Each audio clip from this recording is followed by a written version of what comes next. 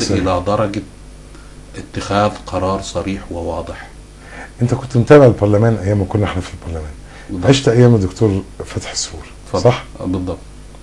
وشفت الدكتور سعد الكتاتني، ما جالكش خاطر كده ان في شبه؟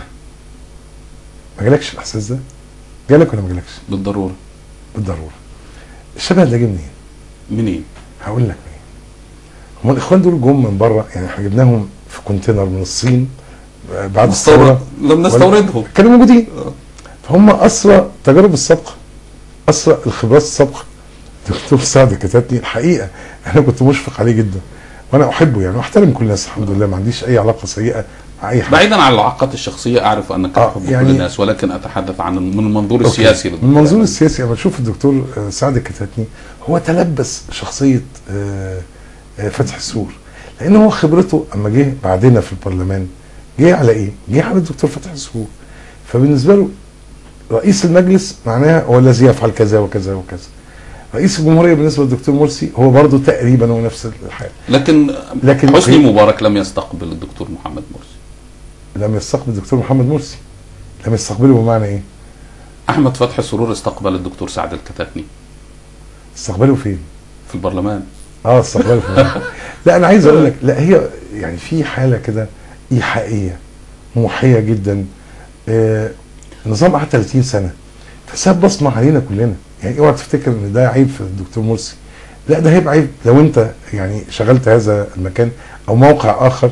يعني مثلا جه وزير من وزراء الاعلام اللي جم بعد الثوره، واحد فيهم شبه صفوت شريف بالظبط، يعني اسير تجربه صفوت شريف بالظبط. تقابله تسمع منه نفس الكلام اللي كان بيقوله صفوت شريف، مع نفس الاساس، مع نفس الديكور، مع نفس الاوضه، مع نفس المناخ العام. تحس ان احنا لسه ما خرجناش من اسر النظام السابق. عايز اقول لك ده الحقيقه بينتقص شويه من قدرتنا على الابتكار لحلول جديده.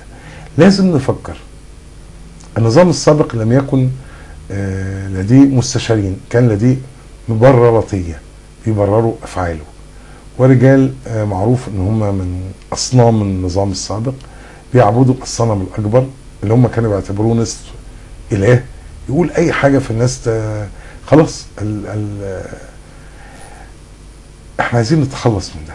احنا محتاجين ان الدكتور محمد مرسي يبقى عنده فريق استشاري متنوع، في ناس بيفكروا بطريقه مختلفه عن الدكتور محمد مرسي، فيقولوا له كلام يسمع بيه وجهه نظر تانية قبل ما يصدر القرار. احنا في احزابنا وانت عارف الحكايه دي، بنقعد على طاوله كده ويبقى الناس قاعده فنطرح قضيه، فلاقي معظم الزملاء متشابهين في الراي او بيقولوا نفس الراي، فقال لهم طب حد فيكم يا جماعه يمثل دور الاخر، الراي الاخر، ونسميه محامي الشيطان. خلي ده مع محامي الشيطان، قول لنا الراي الاخر بيقول ايه، فما نسمعه نتنبأ لا القرار ده فيه حاجه غلط، لا ممكن نصلحه بالطريقه الفلانيه. فما ينزل القرار او ينزل الموقف للشارع فهيقابل الراي الاخر، فنبقى احنا متوقعين هيقول ايه وعاملين حسابه. الدكتور محمد مرسي جاء بمجموعه من المستشارين بيفكروا بنفس طريقته، وحتى يعني اسمح لي اما مثلا يختار عصام العريان مستشارا لرئيس الجمهوريه محمد مرسي، طب ماذا يضيف عصام العريان لمحمد مرسي وهو نفس الارضيه ونفس الخلفيه؟ لدرجه قلت له ممكن تجيبه مساعد من نفس فكرك بيساعدك، اوكي انا موافق مش معترض، لكن لما تقول لي مستشار، المستشار ده لازم يضيف اليك شيء جديد. ماذا يضيف عصام العريان لمحمد مرسي؟ الحقيقه ولا حاجه.